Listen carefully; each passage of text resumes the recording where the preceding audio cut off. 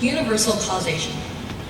The universal causation is a philosophical term that everything and every event in this universe happens with a certain motivation or a certain action, simply meaning that nothing in this universe happens with coincidence or whatsoever. And I indeed believe in this theory that everything happens with a certain reason. But if you think realistically, I'd say at most of the times in your lives that this theory reverses. So I'll give you an example. Have you ever been hated by someone without any reason at all? Yes! Yes! Yes! I'm sure everyone had it before, as well as me. So hatred without any reason. So we could say that it doesn't have any cause or motivation of hatred. So this theory isn't always realistic. So I can firmly say this.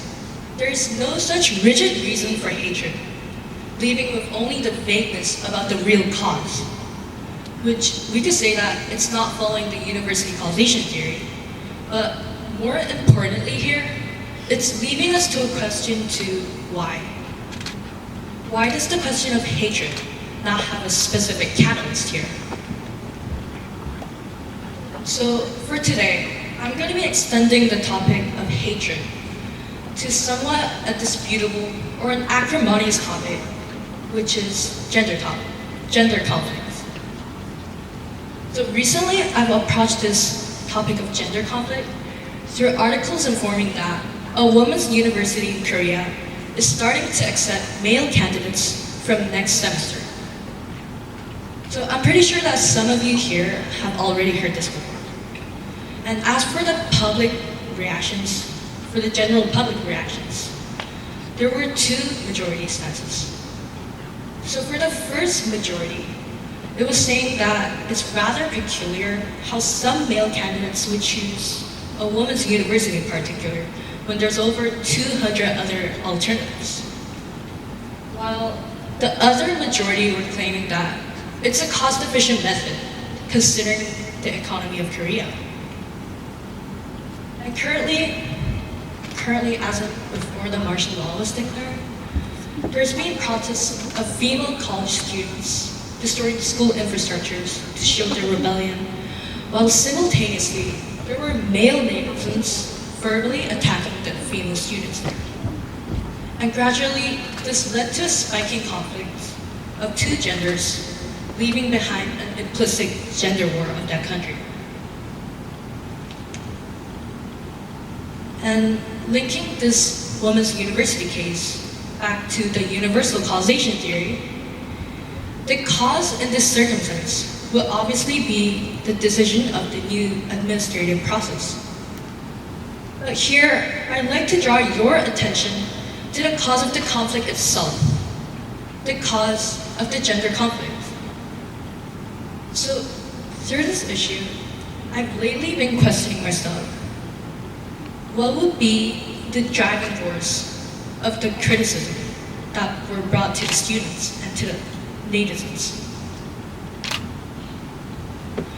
But I eventually came to the conclusion that there is no reason for the catalyst of hatred, which is driving from the hatred itself, from the specific gender. Again, I want to stress this situation again. There is no particular catalyst that resulted in hatred, but still comprised disputes between the two communities here, which I would overall assess the situation as a rather peculiar phenomenon, which shows that people are now getting contentious without any reason but to show disgust to others.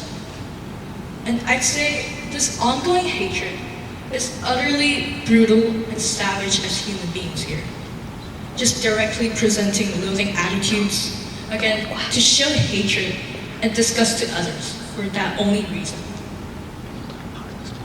And overall, these gender disputes resulted in pessimistic views and attitudes of people who now became so arrogant so arrogant, even even not having the decent levels of empathy as a human being, which eventually made people to have confined mindsets that makes them unable to think in someone else's shoes. So I want to ask everyone here, the TEDx audiences, the TEDx members here, why should we become so contentious? Why should we come up with disputes without any intention at all? Well, it's obviously not for entertainment, since the Women's University case here, it only left disputes and animosity towards different communities. So here, I'm criticizing how the hatred is ongoing in an infinite cycle, and how meaningless they are, and how it makes us become more arrogant and more immature. I'm criticizing, but more genuinely disappointed to see how ourselves are segregating communities just for the reason of hatred itself. So let's be clear. Don't criticize anyone or anything without a certain reason or without assessing the counterpart stances. So I'm pretty sure that every one of you here have the innate ability to show empathy to people. So let's remind ourselves that we are civilized people. Civilized people who have the innate ability to act in a morally correct way.